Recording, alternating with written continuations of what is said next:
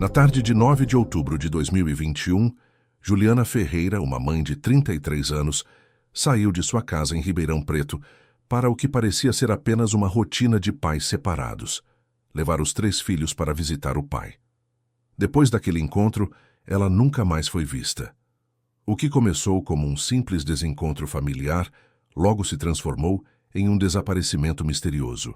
A polícia tinha poucas pistas, e cada hora de silêncio aumentava o desespero da família, que viveu dias de angústia e incerteza.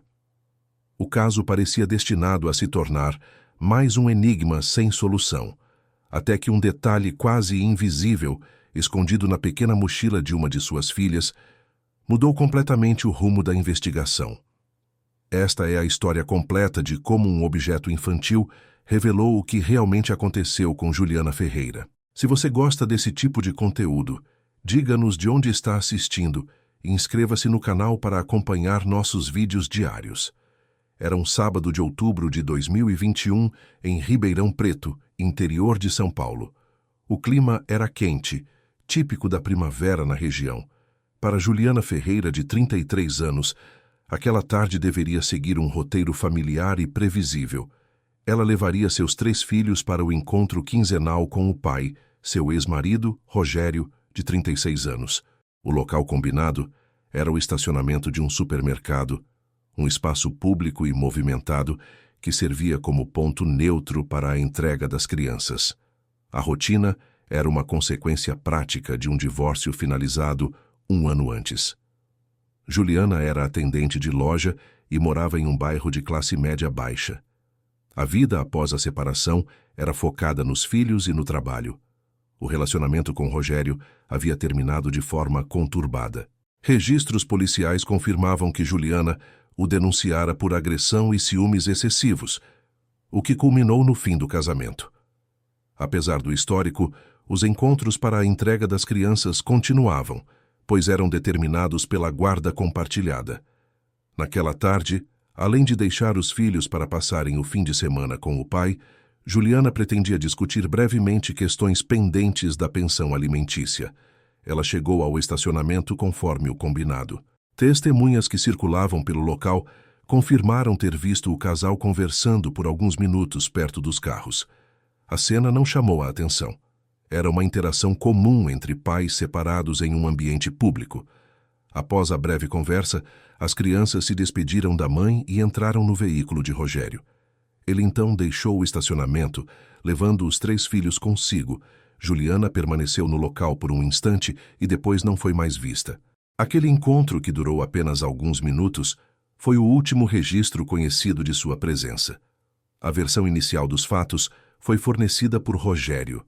Quando questionado posteriormente, ele afirmou que, após a conversa, Juliana disse que pegaria um ônibus para outro compromisso e foi embora. Para ele, a tarde havia terminado de forma normal, ele com os filhos e ela seguindo seu próprio caminho.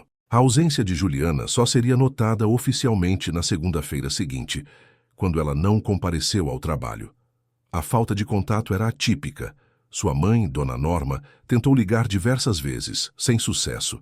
A preocupação cresceu rapidamente, transformando-se em alarme. Foi ela quem procurou a polícia para registrar o desaparecimento da filha. O que parecia ser apenas mais um fim de semana de visita familiar havia se tornado o ponto de partida de uma investigação criminal. Juliana Ferreira tinha 33 anos e trabalhava como atendente de loja. Sua vida era centrada em seus 3 filhos, 2 meninas e um menino. Moradora de Ribeirão Preto, ela seguia uma rotina de trabalho e cuidados com a família. 1 ano antes de seu desaparecimento, ela havia finalizado o processo de separação de Rogério, o pai das crianças. O fim do casamento não foi amigável. A decisão de se separar foi motivada por um histórico de agressões e ciúmes. A situação havia se tornado insustentável a ponto de Juliana procurar as autoridades. Ela registrou um boletim de ocorrência contra Rogério por violência doméstica. Esse documento oficializava o padrão de comportamento agressivo e foi um passo decisivo para o término do relacionamento. Após a separação, Juliana buscou seguir com sua vida de forma independente, focada em prover para os filhos e se manter segura. Apesar do histórico de violência e do fim legal da união, um elo forçado com o ex-marido permanecia: os filhos. A guarda compartilhada estabelecia um cronograma de visitas, o que obrigava Juliana a manter contato regular com Rogério. Os encontros para a entrega e devolução das crianças eram uma parte inevitável de sua nova realidade. Para ela, essa interação era uma obrigação parental estrita, não um desejo pessoal. Essa rotina, necessária para o bem-estar dos filhos, a mantinha em uma posição vulnerável, continuamente exposta ao homem que ela já havia denunciado formalmente à polícia. Após a conversa no estacionamento, Rogério colocou os 3 filhos em seu carro. Ele deixou o local com as crianças, conforme o acordo de visitação. A partir daquele momento, Juliana não foi mais vista por nenhuma testemunha. Para justificar a ausência dela, Rogério ofereceu uma explicação. Ele afirmou que, após o encontro, Juliana simplesmente pegou outro ônibus e foi embora para um compromisso pessoal. Sua versão dos fatos era direta. A conversa sobre a pensão terminou, eles se despediram e cada um seguiu seu caminho. Esta foi a narrativa inicial que ele apresentou, a história que estabeleceu o ponto de partida para o desaparecimento. A princípio, a explicação era plausível dentro do contexto de um encontro rotineiro entre pais separados. Com essa justificativa, o desaparecimento de Juliana permaneceu oculto por horas. Enquanto Rogério se afastava com os filhos, a versão oficial era de que Juliana estava bem e havia apenas seguido sua própria rotina.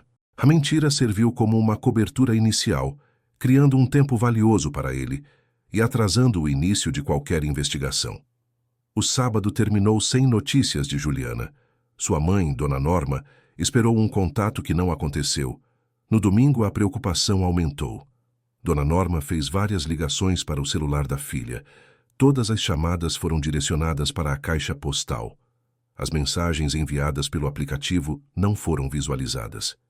Este silêncio era anormal. Juliana mantinha contato constante com a família, especialmente nos fins de semana, em que os filhos não estavam com ela. A ausência de qualquer resposta era um desvio claro de sua rotina. A confirmação de que algo estava errado veio na manhã de segunda-feira. O empregador de Juliana ligou para Dona Norma, informou que ela não havia comparecido ao trabalho e não havia dado nenhuma justificativa. Juliana era uma funcionária pontual e responsável. Sua falta sem aviso prévio era um forte indicativo de problema. Para Dona Norma, essa foi a prova final. A ausência no trabalho, somada à falta de comunicação durante todo o fim de semana, eliminava a possibilidade de um simples imprevisto. A angústia transformou-se em uma certeza. Ela entendeu que precisava agir imediatamente. Com a confirmação da ausência de Juliana no trabalho, Dona Norma foi diretamente à Delegacia de Polícia de Ribeirão Preto. Ela formalizou a denúncia de desaparecimento de sua filha. O registro oficial deu início ao procedimento padrão de investigação. O caso foi designado à inspetora Carla Menezes, uma policial experiente do setor de pessoas desaparecidas. A primeira ação da inspetora foi colher o depoimento detalhado de Dona Norma. A mãe relatou a rotina da filha, a falta de comunicação desde a tarde de sábado e o histórico de violência doméstica envolvendo o ex-marido Rogério. O boletim de ocorrência anterior, registrado por Juliana, foi anexado ao novo processo, estabelecendo um contexto de risco. A etapa seguinte foi interrogar Rogério.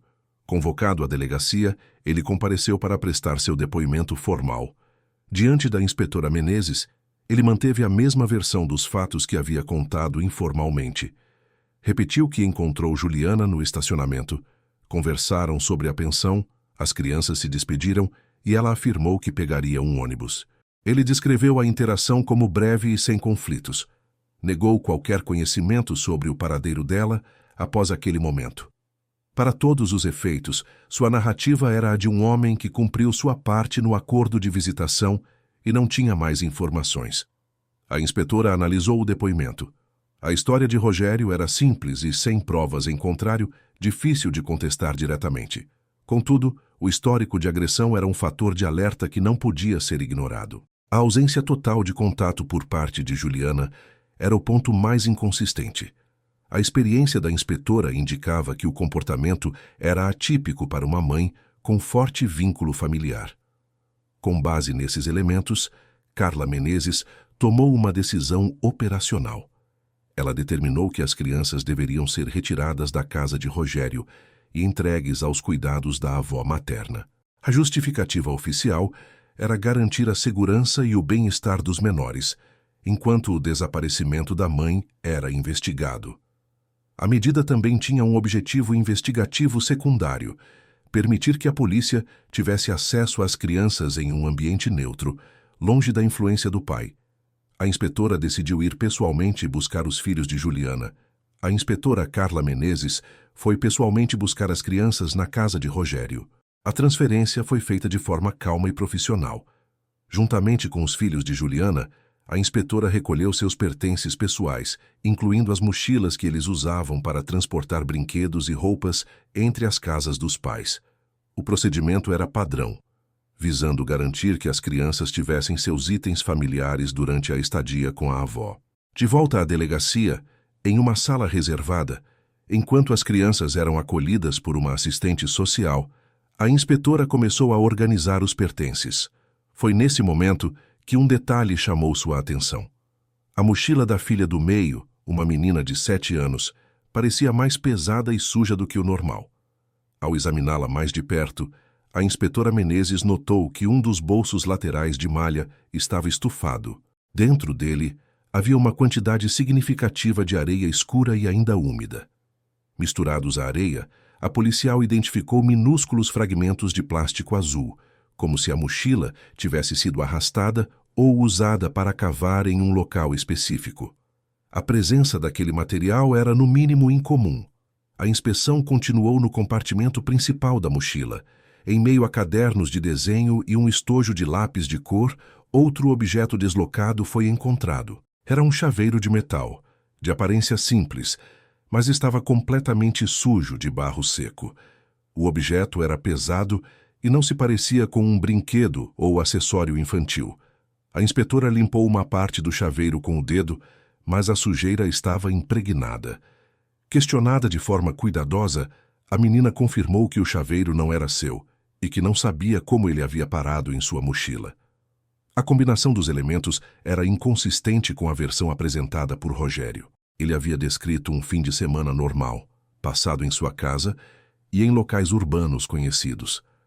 A areia úmida, os pedaços de plástico e um chaveiro estranho coberto de barro indicavam que as crianças haviam estado em um ambiente completamente diferente. O conteúdo daquela mochila infantil contradizia diretamente o depoimento do principal suspeito. O que parecia ser um conjunto de itens infantis aleatórios acabava de se transformar na primeira pista física e concreta da investigação. Aquele chaveiro desconhecido era agora a peça central do quebra-cabeça. O chaveiro de metal tornou-se a peça central da investigação. O objeto foi imediatamente encaminhado para a perícia. A primeira tarefa era a limpeza. O barro seco que o encobria foi removido com cuidado para preservar qualquer detalhe que estivesse por baixo. A equipe de análise trabalhou de forma metódica. Com a sujeira removida, uma inscrição gravada no metal ficou visível. Era o nome de um estabelecimento comercial, uma fazendinha de lazer, cujo endereço ficava às margens de uma rodovia estadual, a dezenas de quilômetros de Ribeirão Preto. A descoberta deu à polícia um nome e uma localização geográfica concreta para investigar. Enquanto o chaveiro era analisado, a inspetora Carla Menezes iniciou a conversa com os filhos de Juliana. A abordagem foi feita com o auxílio de uma psicóloga em um ambiente preparado para não intimidar as crianças. A inspetora evitou perguntas diretas sobre o desaparecimento da mãe. Em vez disso, focou na rotina do fim de semana que passaram com o pai. Ela perguntou sobre os lugares que visitaram e as atividades que fizeram. As crianças relataram que, após saírem do estacionamento do mercado no sábado, o pai não as levou diretamente para casa. Ele fez um desvio. Descreveram uma parada rápida em um local que não conheciam. Segundo elas, o pai as deixou no carro por um tempo, enquanto ele saiu do veículo. As crianças descreveram o lugar como um lugar com tanque de peixe e muito barro. A filha do meio mencionou que sua mochila caiu no chão do lado de fora do carro durante esse período, sujando-se de terra. O depoimento infantil, embora simples, era uma peça de informação crucial. Ele confirmava que Rogério havia mentido sobre sua rota e suas atividades naquele dia. A descrição das crianças foi registrada em detalhes. A informação, por si só, já contradizia o depoimento formal de Rogério, que não mencionou nenhuma parada em área rural. A conexão final ocorreu quando o relatório sobre o chaveiro chegou à mesa da inspetora.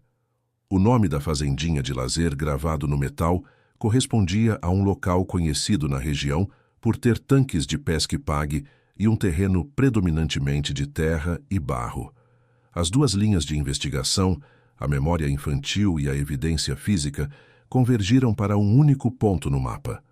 A versão de Rogério sobre um fim de semana comum estava desmentida. A polícia agora tinha um destino claro para direcionar a busca por Juliana. Com o nome da fazendinha em mãos, a investigação entrou em uma nova fase.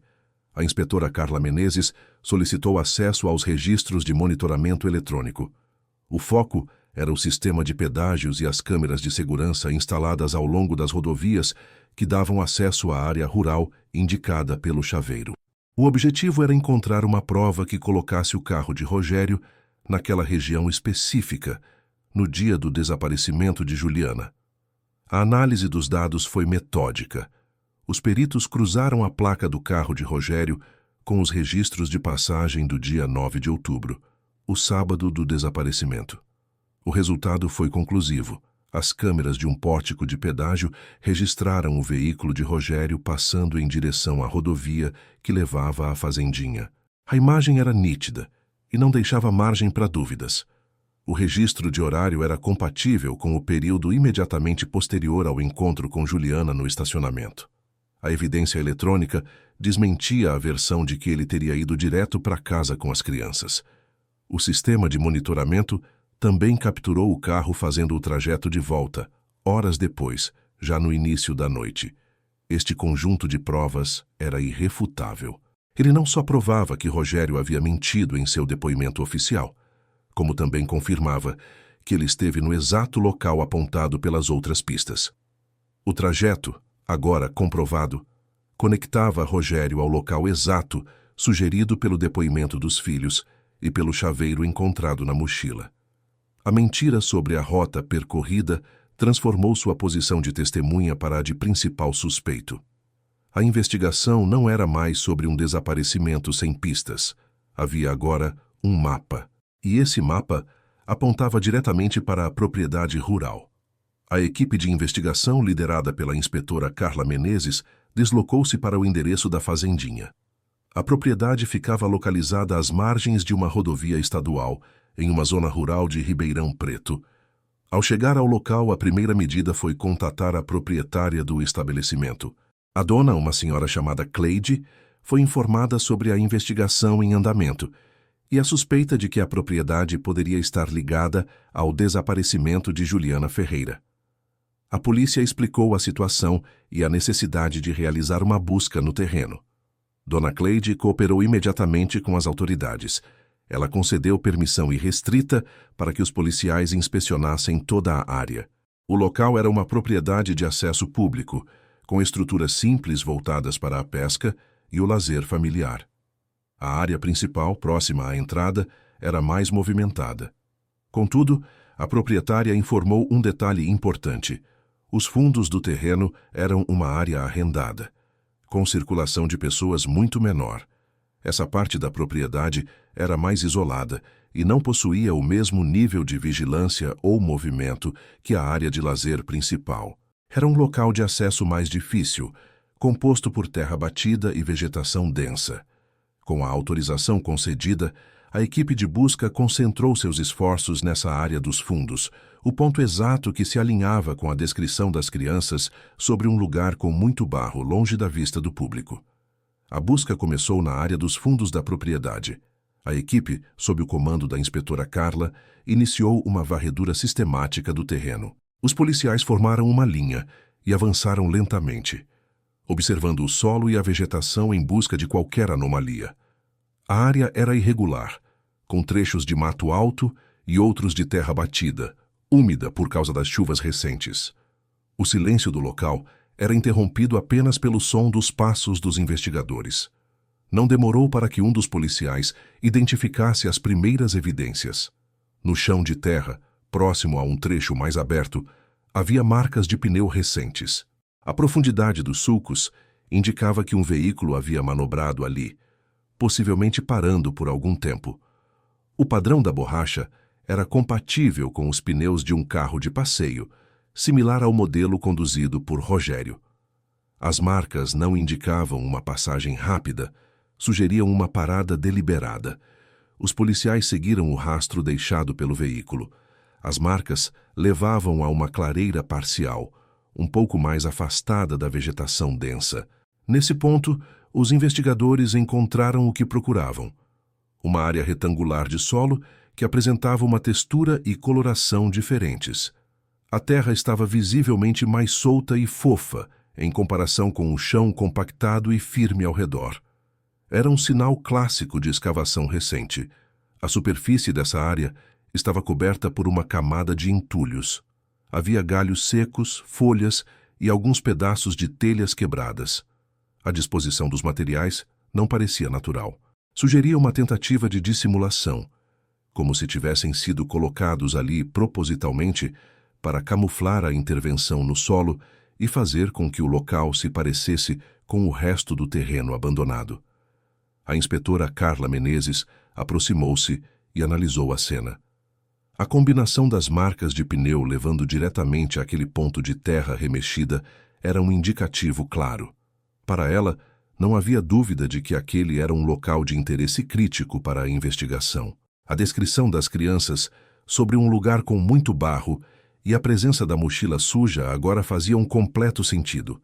Imediatamente, ela deu a ordem para que o perímetro fosse isolado com fita. Ninguém mais deveria se aproximar. O próximo passo não seria a escavação, mas sim acionar a equipe de perícia criminal. A análise técnica do solo e a coleta de qualquer vestígio eram prioridade antes que o local fosse alterado. A busca por Juliana Ferreira havia se concentrado em um único ponto suspeito. Aquele pedaço de terra coberto por entulhos agora aguardava a resposta para o seu desaparecimento. A equipe de perícia criminal foi acionada e chegou à fazendinha. O perímetro, já isolado pela polícia, foi entregue aos especialistas. O perito de solo André Lima assumiu a coordenação dos trabalhos no local. Sua função era coletar e analisar o material geológico que poderia conectar o suspeito à cena do crime. A primeira tarefa foi documentar a área exatamente como foi encontrada. Fotografias foram tiradas de múltiplos ângulos, registrando a disposição dos entulhos sobre a terra remexida e as marcas de pneu nas proximidades. O trabalho de coleta de amostras foi executado de forma metódica. André Lima e sua equipe utilizaram espátulas e recipientes esterilizados para recolher porções do solo da área suspeita. Múltiplas amostras foram coletadas em diferentes pontos e profundidades da terra revolvida. Para garantir a precisão da análise comparativa, amostras de controle também foram retiradas do solo ao redor, em áreas que não apresentavam sinais de alteração recente. Cada amostra foi selada, etiquetada e catalogada com informações precisas sobre o local e a hora da coleta. Simultaneamente, no laboratório do Instituto de Criminalística, a mochila da criança de 7 anos era processada. O conteúdo do bolso lateral foi cuidadosamente removido. A areia úmida, o barro seco e os minúsculos fragmentos de plástico azul foram separados e preparados para a análise. O chaveiro de metal, ainda com resíduos de terra impregnados, também passou por um processo de extração de material. Cada partícula de sujeira era uma evidência em potencial. As amostras coletadas na fazendinha chegaram ao laboratório e o processo de comparação começou. André Lima supervisionou a análise microscópica e química dos materiais. O solo da área remexida foi comparado com o solo de controle e, principalmente, com o material encontrado na mochila e no chaveiro. Os peritos analisaram a composição mineralógica, a granulometria, a cor e a presença de matéria orgânica específica em cada amostra. O resultado da análise foi inequívoco. O laudo de solo indicou uma compatibilidade direta e conclusiva. A composição do barro e da areia retirados da mochila da criança era idêntica à do solo da área escavada na fazendinha. As amostras de controle, coletadas a poucos metros de distância, apresentaram características ligeiramente diferentes, o que reforçou a especificidade da conexão. A prova mais contundente, no entanto, veio dos fragmentos de plástico azul. Partículas idênticas foram encontradas tanto na mochila quanto nas amostras de solo retiradas do local suspeito. A presença desse material incomum em ambos os locais eliminava a possibilidade de uma coincidência. A ciência confirmava o que a investigação suspeitava. A mochila da filha de Juliana esteve, sem qualquer dúvida, no exato ponto onde a terra foi remexida.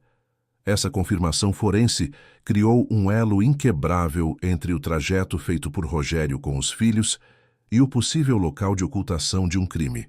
A pista, que começou como um detalhe estranho observado pela inspetora, transformou-se em uma prova técnica robusta. O depoimento das crianças, o registro do pedágio e agora o laudo pericial formavam uma cadeia de evidências sólida. A investigação tinha a confirmação científica de que aquele pedaço de terra isolado era, de fato, o ponto final da busca por Juliana.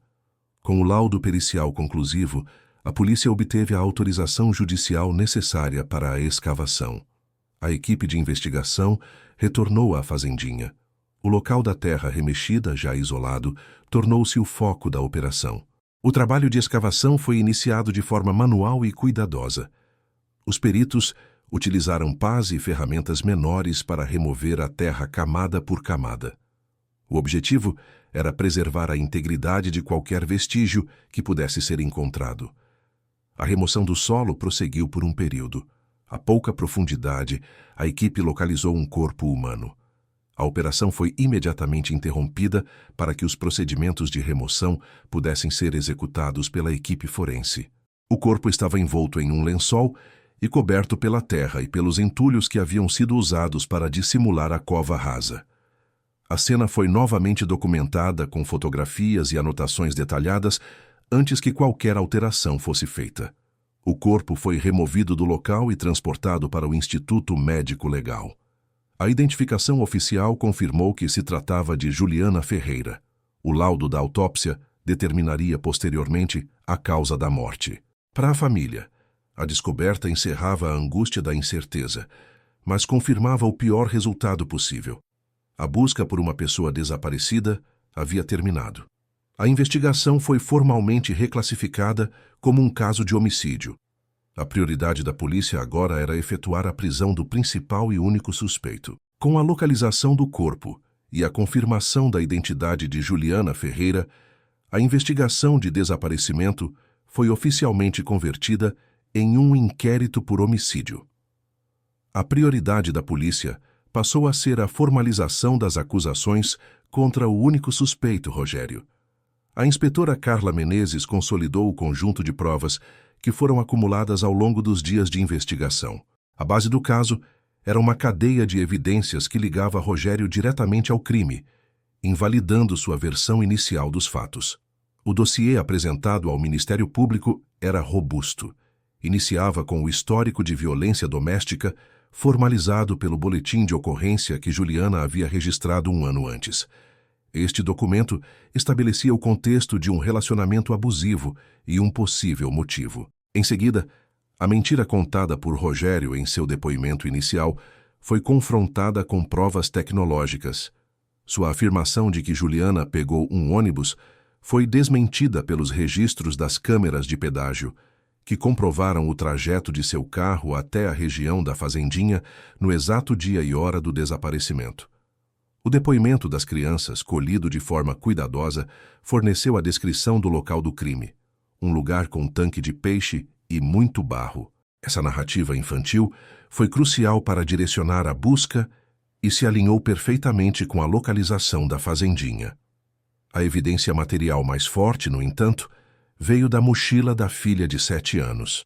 O chaveiro de metal sujo de barro indicou o nome da propriedade, enquanto a areia e os fragmentos de plástico azul se tornaram a prova forense definitiva. O laudo do perito André Lima foi a peça final. Ele confirmou cientificamente que o solo encontrado nos pertences da criança era idêntico ao da cova onde o corpo de Juliana foi ocultado. A conexão era inegável e direta. Com este conjunto de provas, a polícia representou pela prisão preventiva de Rogério.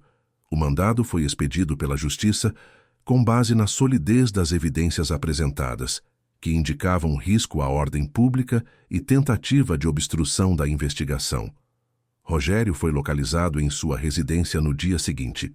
Ele foi detido pelos investigadores e não ofereceu resistência. Levado à delegacia, ele foi formalmente informado das acusações e confrontado com o dossiê de provas. Diante das fotos da mochila, do laudo de solo e dos registros de seu veículo, Rogério optou por permanecer em silêncio, exercendo seu direito constitucional. Sua narrativa inicial havia desmoronado por completo.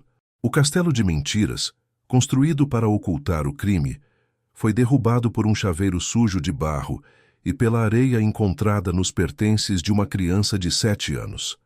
O caso de Juliana Ferreira teve repercussão além da esfera criminal. A história expôs a vulnerabilidade de mulheres em situações de violência pós-separação. O ponto central do debate público tornou-se a entrega dos filhos a ex-companheiros com histórico de agressão. A rotina, estabelecida legalmente pela guarda compartilhada, era na prática uma forma de manter o contato forçado entre a vítima e seu agressor. O crime gerou discussões sobre a necessidade de visitas monitoradas. Também levantou a questão da eficácia das medidas protetivas, que não incluíam os momentos de troca de guarda. Muitas mães, em situações semelhantes, relataram publicamente o medo de realizar esses encontros. A rotina da guarda compartilhada, em muitos casos, era vista como uma ponte, que mantinha o agressor conectado à vítima. A mochila da criança de 7 anos transformou-se em um símbolo do caso. Ela representava como um detalhe, aparentemente insignificante, podia conter a chave para a resolução de um crime complexo. A prova definitiva não foi encontrada através de tecnologia avançada, mas sim em um objeto infantil, sujo de barro e areia. A imagem da mochila tornou-se um lembrete de como as versões de criminosos podem ser derrubadas por descuidos pequenos e imprevistos. A história de Juliana impulsionou a discussão sobre a criação de locais supervisionados para a troca de guarda, como postos policiais ou centros de assistência social. A medida visava proteger as mães, eliminando a necessidade de encontros diretos e não supervisionados com ex-parceiros violentos. O caso deixou uma pergunta central para a sociedade. Quantas mulheres, mesmo legalmente separadas, permanecem presas a uma rotina de risco com o agressor em nome dos filhos? A resolução do caso de Juliana Ferreira evidenciou uma falha no sistema de proteção. A separação legal não garantiu sua segurança. Sua história representa a de outras mulheres que, mesmo amparadas por medidas protetivas, são obrigadas a manter contato com ex-companheiros agressores. A guarda compartilhada dos filhos cria essa obrigação. O encontro para a entrega das crianças, um ato legal e rotineiro, torna-se um ponto de vulnerabilidade. A lei que visa proteger o direito dos filhos à convivência com ambos os pais, em casos de violência, pode criar uma oportunidade para o agressor. O caso levanta uma pergunta central. Quantas mulheres, mesmo após se separarem, ainda ficam presas à rotina com o agressor em nome dos filhos? A violência não termina com o fim do relacionamento. Ela se adapta e encontra novas formas de se manifestar. A história de Juliana Ferreira é um registro de como o sistema pode falhar em proteger a vítima de forma completa, deixando brechas que podem ser fatais. Se você gostou do vídeo, diga-nos de onde está assistindo e inscreva-se no canal para acompanhar nosso conteúdo.